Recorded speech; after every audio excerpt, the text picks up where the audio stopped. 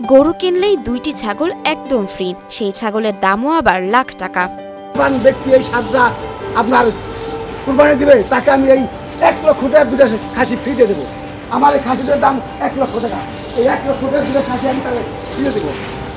এমন অফার দিয়ে ঈদের বাজার মাতিয়ে রেখেছেন খামারি সিরাজুল। লাল খয়েরির মধ্যে সাদা ছাপ, অনেক সুন্দর খাদি। এমনকি পুরো জেলায় নেই এত বড় গরু। প্রকাশ্যে জোর গলায় এমন দাবি করেন সিরাজুল ইসলাম ব্যাপারী। এই 25 বছরের মধ্যে আমি এত বড় সার লালন পালন করি, আমার জীবনের ফার্স্ট এত বড় সার, যা মানিকগঞ্জ ডিস্ট্রিক্টে এত বড় সার নাই। সাদা কালো এই গরুর দাম চাওয়া হচ্ছে 10 লাখ টাকা। এই সারটার দাম নির্ধারণ করছি 10 লক্ষ টাকা। তাগড়া এই গরুর নাম সম্রাট। এমন বড় আর সুন্দর গরু জেলা জুড়ে আর নেই মনে করেন খামারের মালিক সিরাজুল। আমার দৃঢ় বিশ্বাস এই সম্রাট মানিকগঞ্জ ডিস্ট্রিক্টের সবচেয়ে বড় সার। এর চেয়ে সুন্দর আর বড় সার আমার চোখে পেছে নাই মানিকগঞ্জ ডিস্ট্রিক্টে। নাম সম্রাট হলেও চলনে বলনে এই গরু বেশ শান্ত স্বভাবের বলে জানান এখানকার শ্রমিকরা। দীর্ঘ 25 বছর ধরে খামার সামলাচ্ছেন সিরাজুল। তবে এই সম্রাটের মতো আর গরু নেই তার খামারে। এর সব ধরনের আরামায়েশের ব্যবস্থা করেছেন তিনি। 3 বছর যাবত লালন পালন করতেছি, পরে ঠিকমতো ভ্যাকসিন দেই, ঠিকমতো যে ধরনের ট্রিটমেন্ট লাগে সব কিছু দেই। প্রতিদিন 3 বার ডোলে ডোলে গোসল করানো হয় এই সম্রাটকে।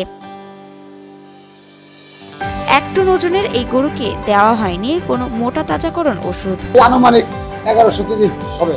সাতটায় আমরা কোনো কেমিক্যাল খাবার দিই না, একটা টমেটো করে খাই না।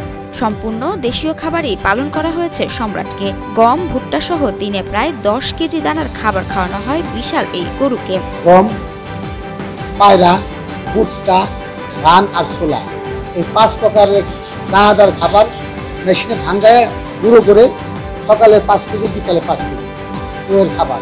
গম বসি, কয়েকটাশের বসি, এর বসি, চাপড়ির বসি, ছোলার বসি, ভুট্টা ভাঙায় এখানে মিলে ভাঙায় খাওয়ায়। স্বাস্থ্যকর অল টাইম হানিকম্ব, সব সময় অল টাইম হেলদি লাইফ। প্রতি বছর ফার্ম থেকে গরু বিক্রি করেন খামারি সিরাজুল। দেশের বিভিন্ন এলাকার ব্যাপারী এসে দরদাম করে গরু নিয়ে যায় এখান থেকে। এবারও খামার থেকেই গরুটি বিক্রি করবেন বলে জানান সিরাজুল। আমি কোনো হাটে গরু বিক্রি করি না, হাটে বিক্রি কিনিও না, বেশিও না।